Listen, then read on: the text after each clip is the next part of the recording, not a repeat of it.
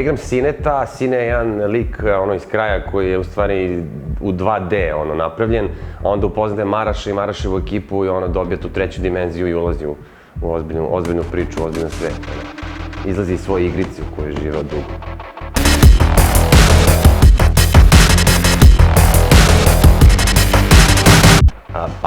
Meni je jako drago što sam dobio priliku da igram u Južnom vetru, zato što sam ja baš fan Južnog vetra od starta, a meni je Južni vetar baš osveženje za srpsku kinematografiju i jako sam se obradovao.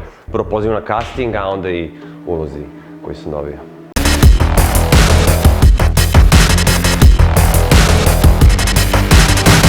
Pa pazi, ja sam s Karaburme, mislim ima dosta sinova na Karaburmi i u principu sam imao priličnu inspiraciju. Mislim da sam na liku Sineta radio od kad sam se rodio i kad sam napravio prve korake po karaburmanskom asfaltu. Karaburma zadnja štajga.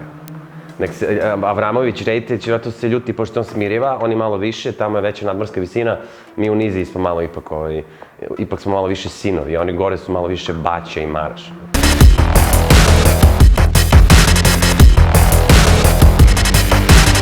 Omiljeni lik je Drka, zato što stalno drka Sineta, a Sine prilično dobro vraća, tako da ima taj prilično duhovit moment i odnos između Drke i Sineta, gde Drka stalno drka Sineta,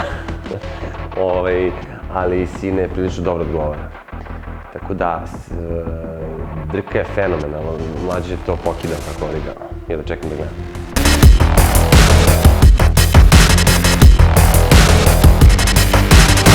Mislim da je svaki dan na snimanju serije Južni vetar anegdota sama za sebe.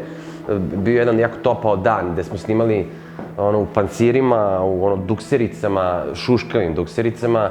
Bilo je 40 stepeni napolju, a mi smo snimali ispod limenog krova. U principu se tog dana nekako i ne sećam, pošto sam bio u nekom magnovenju. Ja da čekam da gledam scene snimljene tog dana da vidim stvarno kako je to izgledalo.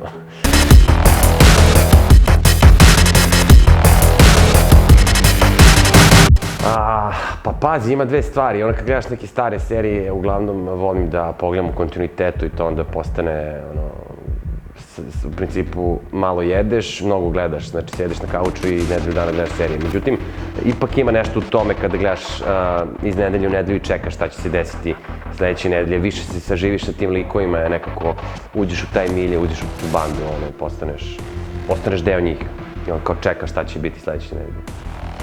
Mislim, nisam u fazonu da stvarno verujem kao šta li, znaš kao ovi stari ljudi kad gledaju neke serije pa misle da je to stvarno, što su to, što to nisu promenili, što su ovako uradili, ali u principu volim da se uživim.